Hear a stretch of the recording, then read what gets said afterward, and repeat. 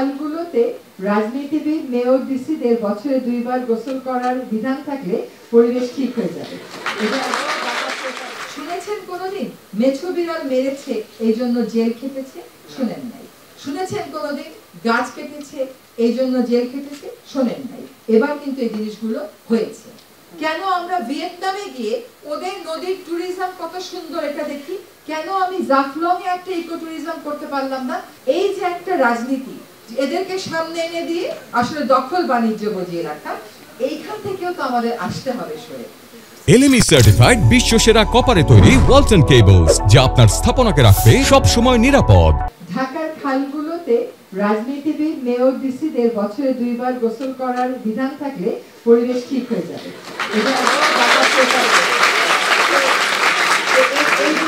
এটা আমার মাথায় আসেনি, যারা রাজনীতি করি এবং রাজনীতি করে, কিন্তু আমরা সব সময়ের জন্য একজন আত্মত্যাগী রাজনৈতিক নেতা হব না। ফলে যারা রাজনীতি করে তারা যদি জনস্বার্থ আর রাজনৈতিক স্বার্থকে একই সমান্তরালে রাখে, তাহলেই কিন্তু তারা প্রকৃত অর্থে আমরা যেরকম রাজনীতিবিদ চাই সেরকম রাজনীতিবিদ হবে। গাজীপুরে 5ই আগস্টের পরে 88 একর বনভূমি দখল হলো।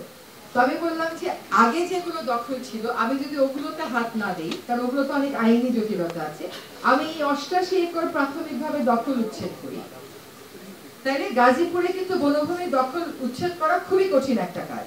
এখানে নানান রকমের চাপ থাকে। সেই 88 একর বনভূমির উদ্ধার করতে গেলে কত রকমের আলোচনা, কত রকমের বিরূপ মন্তব্যের যে আমাদের মুখোমুখি হতে হলো এবং কত রকমের অসহযোগিতার যে আমাদের মুখোমুখি হতে হলো, আমি আপনাদেরকে বলবো ইউটিউবে একটু ঘেটে দেখতে। বন বিভাগ তার দখলকৃত বনাঞ্চল থেকে দখল তুলতে পারবে না। কেন তুলতে পারবে না?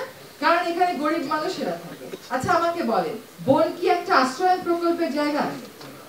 প্রতিটা জেলায় জেলায় কিন্তু খাস জমি পতিত পড়ে আছে, সেগুলো অন্যেরা দখল করে রাখে, সেখানে আপনারা আশ্রয় দেয়, তাহলে তো আমার নদীর মধ্যে থেকে আমি কোনোদিন দখল তুলতে পারবো না।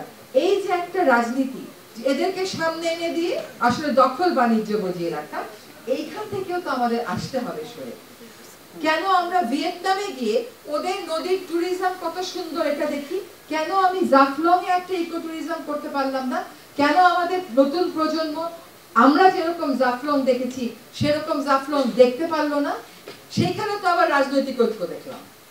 সবাই এখানে ম্যানিফেস্টোতে আমরা কথা বলতেছি, আমরা 2 জন উপদেষ্টা গেলাম, সেখানে যাই হোক যা হবার তা হলো, এটা হওয়ারই কথা। আপনি যখন ন্যস্ত স্বার্থ গোষ্ঠীর স্বার্থে আঘাত দেবেন, আপনাকে এরকম আঘাত প্রতিঘাতের ভিতরে যেতে হবে। সেখানে কিন্তু আবার পাথর উত্তোলনের ব্যাপারে সর্বদলীয় ঐক্য দেখলাম। বায়ু যদি আপনি এখন উন্নত করতে চান, আপনাকে বিনিয়োগ করতে হবে। এখন আমার কি কাজ হচ্ছে জানেন? গাড়ি থেকে এক জায়গা থেকে আরেক জায়গায় যাই আর ভিডিও অন করে গাড়ি থেকে কালো ধোঁয়া যেগুলো বের করে ওগুলোর নাম্বার নেই আর বিআরটি কে দিয়ে ফোন করে। তারাও আবার হুমকি দেয়, তারা এই পুরোনো বাস ট্রাক চালাবে, বায়ু দূষণ হবে, সরকার কিছু বলে তারা আন্দোলনে যাবে। এইটা তো গণতান্ত্রিক অধিকার না। কারণ দীর্ঘদিন যাবৎ কেউ কিছু বলতে গেলে সব সরকারই চেষ্টা করেছে, সব রাজনৈতিক সরকার চেষ্টা করেছে, কিন্তু ওই যে ট্রান্সপোর্টেশনের সাথে আবার একটা চাঁদাবাজির সম্পর্ক থাকে, সেটা